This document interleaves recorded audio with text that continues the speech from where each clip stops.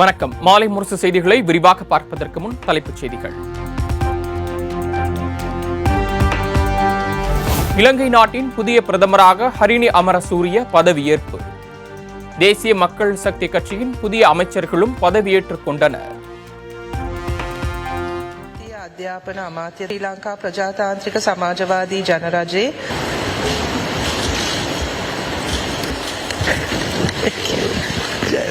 ප්‍රජාතාන්ත්‍රික සමාජවාදී ජනරජයේ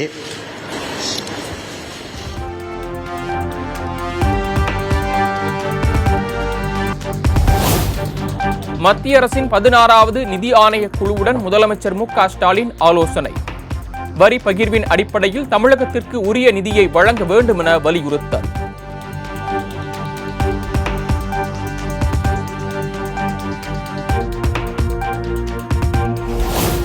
மத்திய அரசின் வரி பகிர்வை மாநிலங்களுக்கு 50% உயர்த்த வேண்டும்.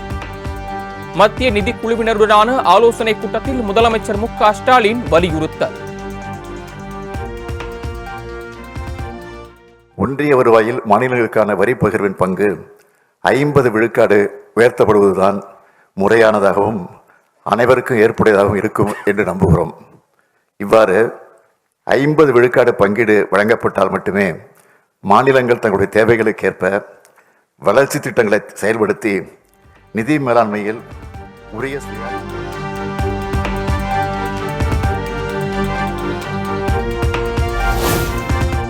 ஒவ்வொரு ஆண்டும் இயற்கை பேரிடர் பாதிப்பால் தமிழ்நாடு பேரழிவை சந்தித்து வருகிறது.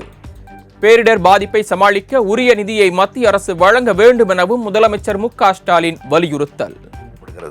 எனவே இத்தகைய பேரிடர் துயர்துணிப்பு பணி மறுசீரமைப்பு நடவடிக்கைகளை மாநிலங்கள் உடனுக்குடன் மேற்கொள்ளும் வகையில் உரிய நிதியை வழங்கிட நிதிக்குழு பரிந்துரைக்க வேண்டும் என்று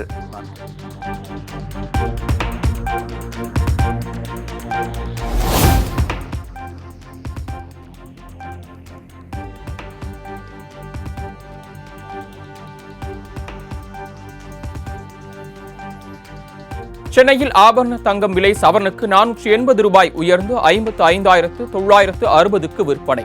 1 கிராம் தங்கம் 6,995 ரூபாய்க்கு விற்கப்படுகிறது.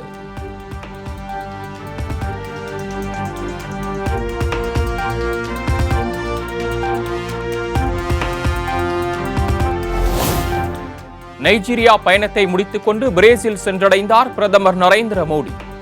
5 நாள் பயணமாக அடுத்த கட்டத்தின் G20 உச்சி மாநாடு, கரீபியன் உச்சி மாநாடுகளில் பங்கேற்கிறார்.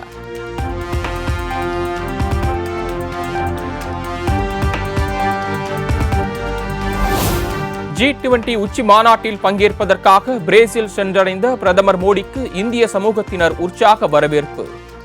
தேசிய கொடிகள் ஏந்தியும் கோலாட்டம் ஆடியும் வரவேற்றனர்.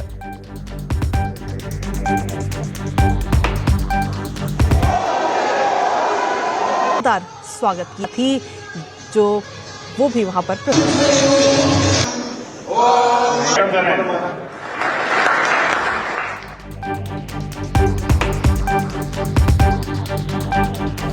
மகாராஷ்டிர மாநில சட்டப்பேரவைக்கான தேர்தல் பிரச்சாரம் இன்று மாலையுடன் நிறைவு. இறுதிக்கட்ட வாக்கு சேகரிப்பில் கட்சியினர் தீவிரம்.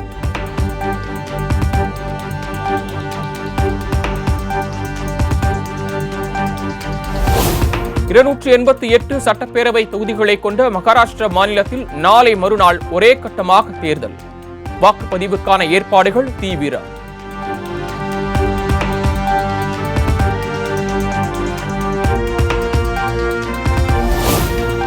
ஜார்க்கண்ட் மாநிலத்தில் இன்று மாலையுடன் நிறைவடைகிறது 2ஆம் கட்ட சட்டப்பேரவைக்கான பிரச்சாரம். இறுதிக்கட்ட வாக்கு சேகரிப்பில் அரசியல் கட்சி தலைவர்கள் தீவிரம்.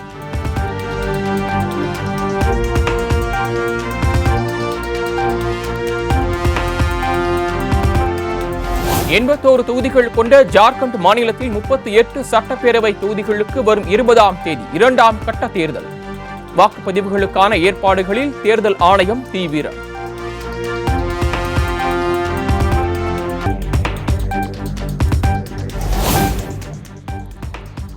நெல்லை மாவட்டம் கங்கை கொண்டான் சிப்காட் சேலார் மாட்டியூல் மற்றும் சோலார் செல் உற்பத்தி தொழிற்சாலை சுற்றுச்சூழல் அனுமதி வழங்கியது தமிழ்நாடு சுற்றுச்சூழல் தாக்க மதிப்பீட்டு ஆணையம்.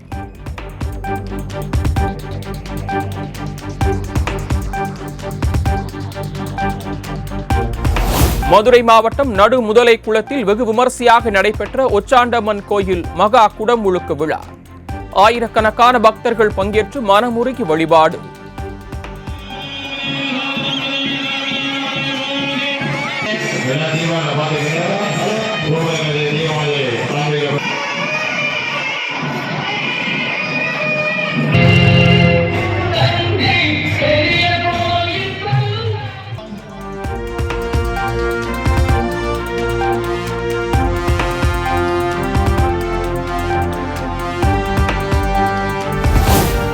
நடுவழியில் பழுதாகி நின்ற அரசு பேருந்தால் ஏலகிரி மலையில் நீண்ட வரிசையில் அணிவகுத்து நின்ற வாகனங்கள். போக்குவரத்து பாதிப்பு காரணமாக சுற்றுலா பயணிகள் மற்றும் பொதுமக்கள் கடும் அவதி.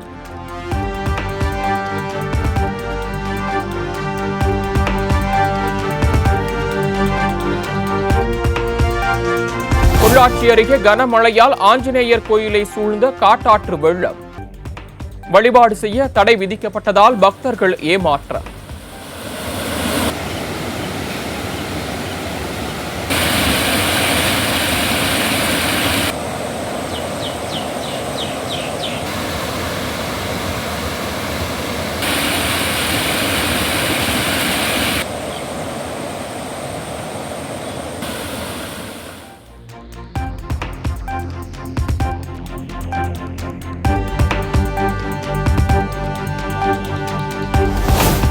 சிவகங்கை, மதுரை உள்ளிட்ட 15 மாவட்டங்களில் இன்று மிதமான மழை பெய்யக்கூடும். சென்னை வானிலை ஆய்வு மையம் கணிப்பு.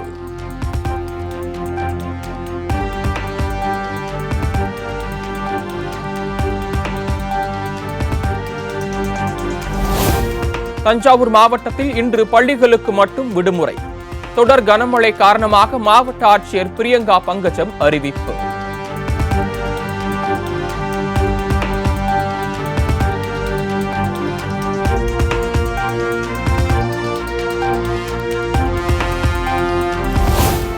சிவகங்கை மாவட்டத்தில் மழை பெய்யும் பகுதிகளில் விடுமுறை அளிப்பது தொடர்பாக பள்ளி தலைமை ஆசிரியர்களே முடிவு செய்து கொள்ளலாம். பல்வேறு இடங்களில் மழை பெய்து வரும் நிலையில் மாவட்ட ஆட்சியர் ஆஷா அஜித் உத்தரவு.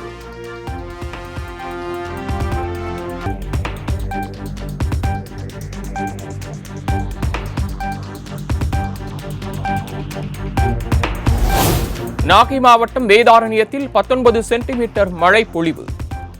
கோடியக்கரையில் 15 சென்டிமீட்டர் மழையும், திருவாரூர் மாவட்டம் திருத்துறைப்பூண்டியில் 10 சென்டிமீட்டர் மழையும் பதிவு.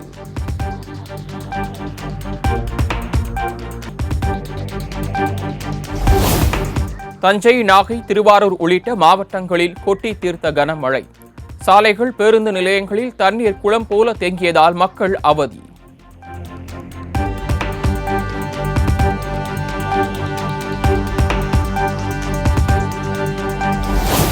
வெள்ளப்பெருக்கு காரணமாக மெயினருவி, பழைய குற்றாலம் அருவிகளில் 3வது நாளாக நீடிக்கும் தடை. ஐந்தருவி மற்றும் புலியருவியில் மட்டும் குளிக்க அனுமதி அளிக்கப்பட்டதால் படையெடுத்த சுற்றுலா பயணிகள்.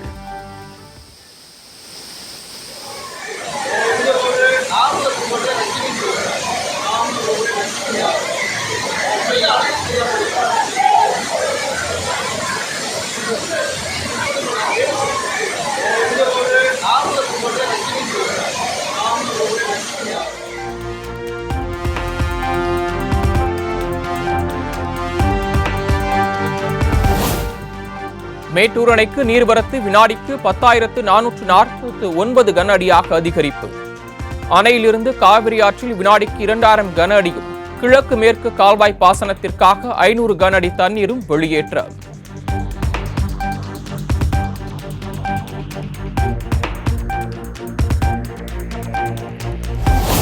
சபரிமலை சீசனை ஒட்டி கன்னியாகுமரியில் குவிந்த பல்வேறு மாநிலங்களைச் சேர்ந்த பல்லாயிரக்கணக்கான ஐயப்ப பக்தர்கள் கடற்கரை திடலில் குவிந்து சூரிய உதயத்தை கண்டு ரசித்தனர்.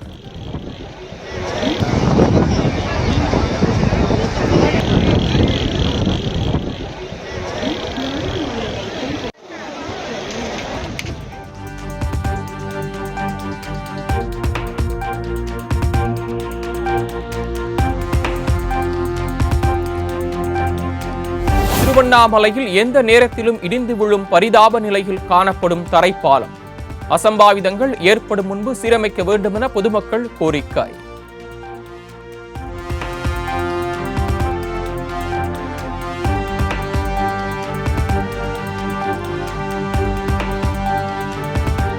கடலூர் மாவட்டம் வேப்பூர் அருகே இருசக்கர வாகனங்கள் நேருக்கு நேர் மோதிய விபத்தில் இருவர் உயிரிழப்பு. மேலும் ஒருவர் படுகாயங்களுடன் மருத்துவமனையில் அனுமதி.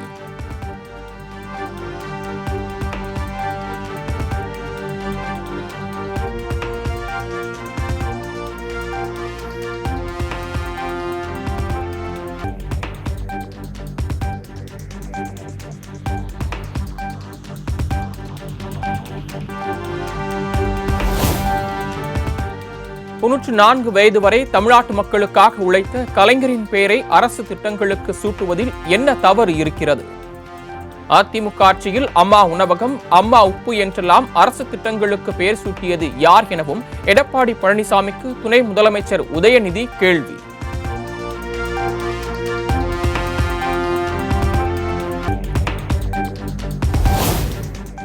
கொள்ளையடித்த பணத்தை பாதுகாக்க பாஜகவுடன் மறைமுக கூட்டணி வைத்துள்ளது திமுக. சேலம் விழாவில் அதிமுக பொதுச் செயலாளர் எடப்பாடி பழனிசாமி காட்டம்.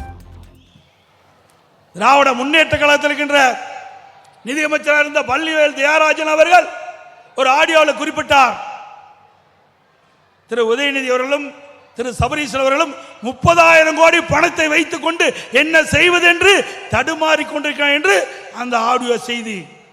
அந்த பணத்தை காப்பாற்றுவதற்கு தான் இன்றைக்கு பாரதிய ஜனதா கட்சியோடு கைகோர்த்து கொண்டிருக்கின்றீர்கள்.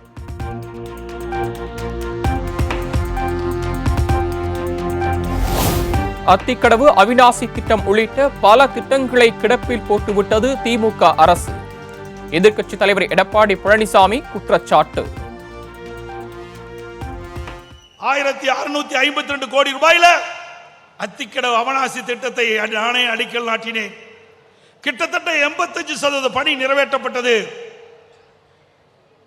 அதற்கு பிறகு ஆட்சி மாற்றம் 2021 திரு ஸ்டாலின் தலைமையிலே திமுக அரசாங்கம் ஏற்பட்டது.